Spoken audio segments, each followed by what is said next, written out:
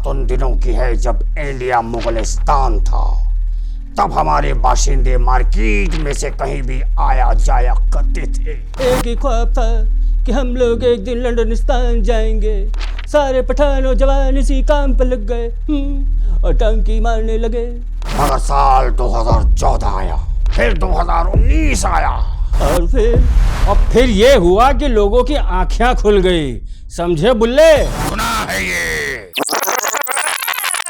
एक तरफ आप चाहते हो कि ऑडियंस का दिल पसीजे इमिग्रेंट्स के नाम पर, और एक तरफ आप चाहते हो कि वो लिखित में भारत से डरे हुए हैं, इस नाम पर क्रिमिनल बनकर यूके में शरण लें, उसके लिए शाबाशी मिले। अगर बिना वीजा पेपर के घुसेंगे तो आप क्या एक्सपेक्ट करेंगे उस देश से? कि उस देश की पुलिस थाल में आपकी आरती उतारेगी और बोलेगी कि वाह भाई क्या डंकी मारी है, हमारी तो डोंकी हो गई यार। इनका बस नहीं चल रहा है, वरना कसाब को भी इनोसेंट डिक्लेयर कर देते और कहते कि भैया वो तो शूटिंग प्रैक्टिस करने के लिए आया था। इतने बुरे दिन आ गए चीचा के कि तुम इसके लिए जब तक जान कर दी है, इसके लिए जान दे देंगे इसके लिए। डंकी मूवी देखने के बाद मेरी हालत दीवार फिल्म के अमिताभ बच्चन जैसी हो गई थी। एस भाई डंकी देखने गया था और पूरे थिएटर में अपने आप को डोंकी बना हुआ महसूस कर रहा था। जानते हैं आज सारी बातें डंकी मूवी की, जिसे मैं लाल सिंह चड्ढा 2.0 कहूंगा। राजकुमार हिरानी का वो सपना जो भारत सरकार के लिए फ्यूचर में पक्का चैलेंज बनेगा। ना कोई स्टोरी, ना कोई थीम, बस एक डायलॉग। अपने को क्या है, अपने को बस डोंकी मारना है। बात करेंगे आज सारे एजेंडास की जो इस फिल्म ने परोसे हैं, और इसकी भी कि क्यों कुछ लोग डोंकी को प्रमोट कर रहे हैं और जानबूझकर सलार को डिग्रेड कर रहे हैं। कमर की पेटी बांध लें, आज भारतवर्ष पेलम पिलाई घाट का शटर बहुत दिनों बाद उठ रहा है, क्योंकि आज सब पेले जाएंगे। Let's roll out.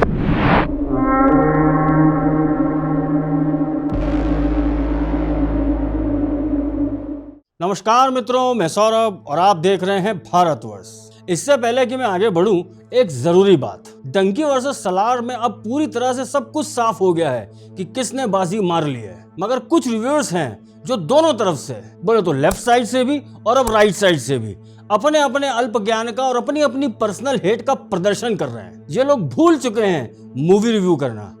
चिंता मत करो, नेक्स्ट वीडियो इसी मुद्दे पर आएगा। Review of reviewers episode 1। Bharatvarsh will expose reviewers right from Animal to Dunki to Salaar. कोई नहीं बचेगा, क्योंकि यहाँ सब पेले जाएंगे।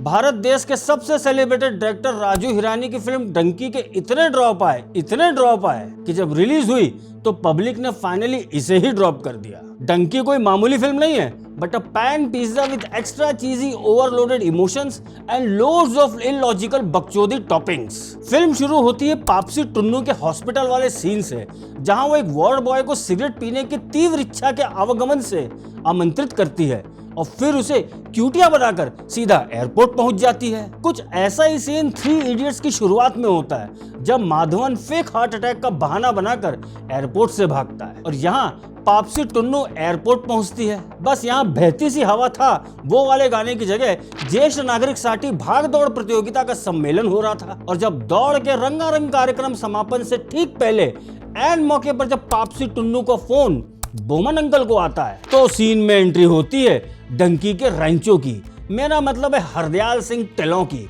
उर्फ हार्डी की। एसआर के चिचा इस फिल्म में भी आर्मी वाले ही बने हैं, वही लुक, पठान, जवान और डंकी।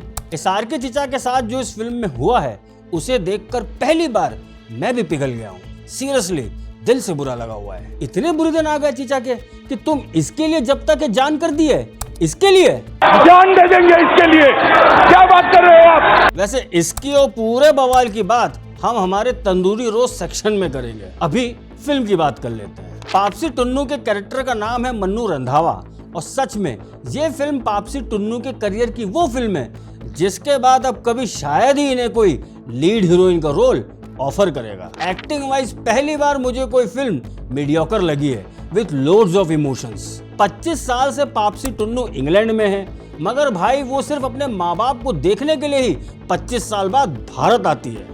ऐसा क्या है ना, वो स्टोन एजेस वाले लंदन में थी, शायद इसीलिए व्हाट्सएप कॉल या वीडियो कॉल की फैसिलिटी नहीं थी ना। उफ, इतना फुद्दू लॉजिक दिया है पापसी टुन्नू के कैरेक्टर का कि आपको समझ नहीं आएगा कि रोएं या हंसें। इमोशन का तो नहीं पता, मगर हाँ SRK चीचा के फैंस का लूज मोशन जरूर निकल जाएगा। विक्की कौशल का गेस्ट अपीयरेंस है और कैरेक्टर का नाम है सुखी। इस कैरेक्टर का और इस कैरेक्टर की मौत का जो मजाक बनाया है इस फिल्म में, उसे मैं थोड़ी देर में आपको बताऊंगा। Truly sad for Vicky Kaushal. Mannu, बुग्गू, बल्ली और हार्डी ढिलों, इन चारों की कहानी है डंकी। बोमन ईरानी और विक्की कौशल बस सपोर्टिंग रोल में हैं और स्टोरी में बस यही दो ऐसे एक्टर्स होते हैं जिनके सीन्स कुछ टाइम के लिए आपको फिल्म से बांधे रहते हैं। कैसे ये चारों कैरेक्टर्स पंजाब से पाकिस्तान, फिर अफगानिस्तान, ईरान, टर्की और फिर पानी के रास्ते लंदन पहुंचते हैं। एक सीन तो ऐसा है जिसे देखकर मुझे पायरेट्स ऑफ द कैरिबियन की याद आ गई, एज उसमें SRK चीचा एंड गैंग पूरी इंडो पाक बॉर्डर पूरी रात पूरी नदी के नीचे पैदल चलकर इंडो पाक बॉर्डर पार करते हैं और सीधा सिंध पहुंच जाते हैं। मतलब भाई कुछ भी राजकुमार हिरानी ने इस फिल्म में इमिग्रेशन के मुद्दे को इतना ग्लोरीफाई किया है कि कल को मुझे कोई हैरानी नहीं होगी कि पार्लियामेंट में रोहिंग्या और बांग्लादेशी इलीगल इमिग्रेंट्स के हक के लिए इसी फिल्म के एग्जाम्पल के लॉजिक को कोट किया जाएगा। अब अगेन मैं यहाँ इमिग्रेशन को जज नहीं कर रहा हूँ, बस लीगल इमिग्रेशन और इलीगल इमिग्रेशन के अंतर को बता रहा हूँ। लंदन जाने का कीड़ा हमारे देश में आजादी के पहले से चला आ रहा है, मगर ये फिल्म कभी कीड़े कभी घर वापसी, इन दोनों में इतना झूलती है कि सारे लॉजिक्स तोड़कर डंकी टर्म को ही जस्टिफाई कर देती है। डंकी टर्म का मतलब है किसी भी देश में बिना वीजा के घुसना और इमिग्रेंट बन जाना और हर वेस्टर्न कंट्री के कानून के मुताबिक कुछ सर्टेन ईयर्स के बाद सीधा उसी देश का सिटीजन बन जाना। शुद्ध भाषा में बोले तो पाउंड भी कमाना है और कागज भी नहीं दिखाना है। एक भी गाना ऐसा नहीं है जो आप बाहर तक याद रख सकें, बट हाँ ये गाना मैं लुटपुट गया, इस एक गाने ने फिल्म का हाल जरूर बता दिया है। देखा जाए तो ऐसा कुछ नहीं है इस फिल्म में कि मैं इसके रिव्यू को और आगे बढ़ाऊं और एनालिसिस करने का मेरा मूड भी नहीं है। तो भाई सीधा डंकी के डोंकी रोस्ट पर चलते हैं, जहां हम फिल्म के सारे एजेंडाओं को समझते हैं और तंदूर में पकाते भी हैं। डंकी फिल्म में मेनली 3 एजेंडाज हैं जो आज के युवाओं को टोटली ब्रेन वॉश करने की पूरी सलाहियत रखते हैं। उफ, फिर से उर्दू, सॉरी शक्तिमान। गुनाह है ये। पहला एजेंडा ये है कि अगर अंग्रेज भारत आ सकते हैं और स्पेशली अगर पंजाब में आते हैं, तो चूंकि उनको भी पंजाबी नहीं आती है तो हम भी बिना इंग्लिश जाने लंदन क्यों नहीं जा सकते हैं। ये ऐसा कंपैरिजन है जिसे मैं क्या ही नाम दूं। पहली बात, अंग्रेज बोले तो ब्रिट्स यहाँ इन्वेड करके भारत पर हुकूमत करने आए थे, फिर भले ही वो ईस्ट इंडिया कंपनी के नाम पर आए थे। हमारे पूर्वजों ने कोई इनविटेशन नहीं दिया था कि अंग्रेजों आओ और हम पर राज कर लो। हमारा देश गुलाम बना था। सो ऐसे में अंग्रेजों को पंजाबी आती थी या नहीं, ये सब बातें कोई सेंस रखती नहीं है। अब इसी बात को जिस बेवकूफाना अंदाज में एक भारतीय को अंग्रेजी नहीं आना और उसे लंदन जाने की तलब छूटने से कंपेयर करा है, उसे आप क्या कहोगे? यही कि राजकुमार हिरानी ने उन बलिदानियों का मजाक ही तो उड़ाया है जिन्होंने अंग्रेजों से लड़कर भारत को आजाद कराया। उधम सिंह, भगत सिंह, चंद्रशेखर आजाद, नेताजी सुभाष चंद्र बोस और वीर सावरकर, इनमें से सभी को अच्छी खासी अंग्रेजी आती थी, मगर फ्रीडम स्ट्रगल उन्होंने अंग्रेजों के खिलाफ इसलिए किया था कि भारत गुलाम था, ना कि इसलिए कि अंग्रेज भारत आकर पंजाबी नहीं सीख पाए। और ना ही ऐसी कोई भावना से किसी भी ओवरसीज भारतीयों के मन में होगी कि भाई इन्हें पंजाबी नहीं आती है तो हम भी वहां जाके अंग्रेजी क्यों सीखें। बस इसी बात का रंडी रोना करना है कि देखो भाई, तुम यहाँ आकर पंजाबी नहीं सीखे हो तो हम भी लंदन आकर अंग्रेजी नहीं सीखेंगे। ये बात इतनी इलॉजिकल है और साथ साथ इतनी सीरियस भी है कि मुझे हैरानी है कि जिन जिन लोगों ने डंकी की फिल्म को प्रमोट किया है फॉर ऑब्वियस रीजंस, उन्हें ये तक समझ नहीं आया कि कैसे बड़े स्मार्टली हमारे देश के फ्रीडम स्ट्रगल का मजाक बना दिया। सेकंड एजेंडा इस फिल्म में यह है कि भाई लीगल इलीगल इमिग्रेंट्स कुछ नहीं होता है, बस होता है तो गरीबी। एक सीन है फिल्म में जिसमें डंकी की पूरी गैंग को लंदन पुलिस पकड़ लेती है, तो वहां के मिलाड बोले तो जज साहब के सामने अपने हार्डी टिलों यही दलील देते हैं कि लीगल इलीगल कुछ नहीं होता साहब,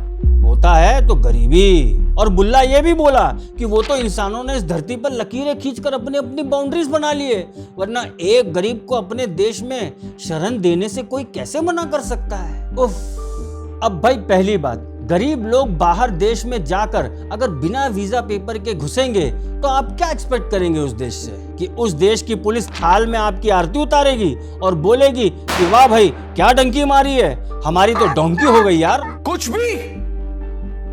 भी कभी इलीगली किसी अरब देश में घुस लो, फिर पता चल जाएगा किसने कितनी लकीरें खींची हैं। मुझे अभी तक इस एक फेटिश का जवाब नहीं मिला है। इनफैक्ट 2 फेटिश है। एक फेटिश है वेस्टर्नर्स की जो हर जगह डेमोक्रेसी का पाठ पढ़ाते हैं, और दूसरी फेटिश है हमारे देश के लेफ्ट लिबरल्स की जो हर जगह इंसानियत का पाठ पढ़ाते हैं। मगर हैरानी की बात है कि दोनों का डेमोक्रेसी इंसानियत ISIS और सीरिया में आकर दम तोड़ देता है। तक केरला स्टोरी की बात करूंगा तो फिर से लोग वही 32,000 रुपए आ जाएंगे।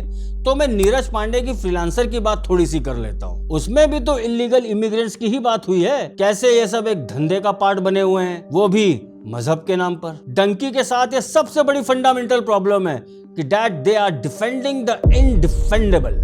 थर्ड एजेंडा है इमोशंस का मजाक। जी हाँ, फिर भले ही वो हमारे नेशनल एंथम जनगण मन का हो या सुखी कैरेक्टर की मौत का हो, दोनों सीरियस टॉपिक्स हैं। डंकी फिल्म में एक सीन है जब SRK चीचा पहली बार मन्नू के गांव पहुंचते हैं, तब वो गुग्गी भाई से टकरा जाते हैं और उनका सामान गिर जाता है। तभी स्टेशन के पास एक स्कूल में जनगण मन शुरू हो जाता है। तब एक पैसेंजर डब्बे से उतरकर SRK चीचा का सारा सामान उठाकर गाड़ी में बैठ जाता है, और चूंकि SRK चीचा एक्स मिलिट्री हैं, इसलिए वो जनगण मन के टाइम अटेंशन में रहते हैं। इस पूरे सीन को जबरदस्ती की कॉमेडी दिखाने के लिए डाला गया है। पता नहीं ऐसा सीन मूवी में क्यों था और इस मजाक से किसका मजाक उड़ाना चाहते थे मिस्टर राजकुमार हिरानी। और हद तो तब हो जाती है जब वही जज वाले सीन में SRK चीचा के गरीबी वाले भाषण के बाद जब जज साहब ये बोलते हैं कि आपको लंदन में शरण जभी मिलेगी जब आप अपने मरे हुए दोस्त बोले तो सुखी और विक्की कौशल के लिए भारत सरकार को जिम्मेदार ठहराए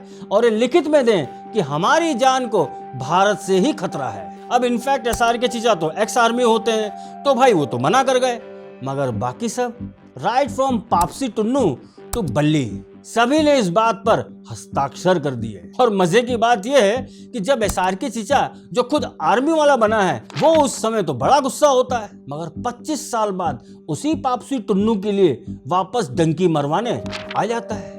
चूंकि ये चारों 25 साल यूके में रहने के बाद इमिग्रेंट से सिटीजन बन गए हैं और इसी टर्म पे बने हैं कि इन्हें भारत से खतरा है, बट 25 साल बाद इन चारों में भारत प्रेम जाग जाता है और उन्हें अपना देश याद आ जाता है। क्योंकि भाई पापसी टुन्नू को ब्रेन में ट्यूमर हो गया है और वो सिर्फ 1 महीने की मेहमान बची है। वाह, क्या इमोशनल तड़का लगाकर किस तरीके से एजेंडाओं को परोसा गया है। गजब है ना।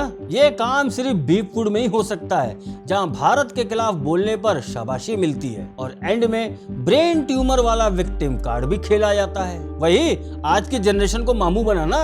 मुझे बस एक सवाल पूछना है हिरानी जी से कि इस पूरे सीन की क्या जरूरत थी। एक तरफ आप चाहते हो कि ऑडियंस का दिल पसीजे इमिग्रेंट्स के नाम पर, और एक तरफ आप चाहते हो कि वो लिखित में भारत से डरे हुए हैं इस नाम पर क्रिमिनल बनकर यूके में शरण लें, उसके लिए शाबाशी मिले। क्या भैया विजय माल्या और ललित मोदी की बायोपिक बना रहे थे क्या?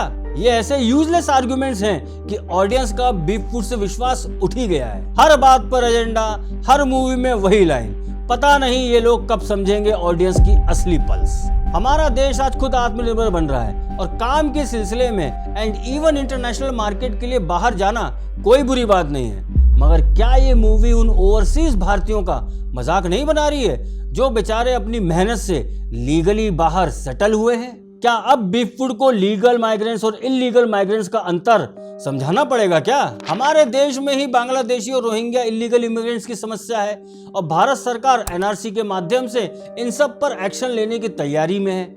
और ऐसे में इस मूवी का रिलीज होना कितना प्यारा संजोग है ना। पहले पठान में रॉ का मजाक बना दिया, जवान में आत्मनिर्भर भारत का मजाक उड़ाया और अब डंकी में घुसपैठियों का महिमा मंडन कर दिया। इनका बस नहीं चल रहा है, वरना कसाब को भी इनोसेंट डिक्लेयर कर देते और कहते कि भैया वो तो शूटिंग प्रैक्टिस करने के लिए आया था। गलती तो तुम लोगों की है जो अपना अपना शरीर लेकर बाहर आ गए, मरना तो था ही। फिर कहते हैं कि हमें लोग बॉयकॉट करते हैं। और अब चलते चलते एक संदेश SRK चीचा के फैंस के नाम। एक बात बताओ भैया, आपके SR चीचा का पठान का कलेक्शन हो या जवान का कलेक्शन हो, सब में ओवरसीज का कलेक्शन इतना ज्यादा क्यों होता है? और इस बार भी डंकी में भी यही हो रहा है। ऐसा तो नहीं है ना कि भारत के लोग बाहर इतने बस गए हैं कि भारत से ज़्यादा बाहर बैठे हुए भारतीय लोग फिल्में देख रहे हैं, या फिर मामला कुछ और है। चिंता मत करो, अगले वीडियो में इस पर भी बात करेंगे, सबको प्रसाद मिलेगा। अगर आप भी डंकी का डोंकी निकालना चाहते हैं तो इस वीडियो को लाइक, कमेंट, शेयर और चैनल को सब्सक्राइब अवश्य करें, क्योंकि इस नए भारत के भाग्य विधाता हम हैं। धन्यवाद।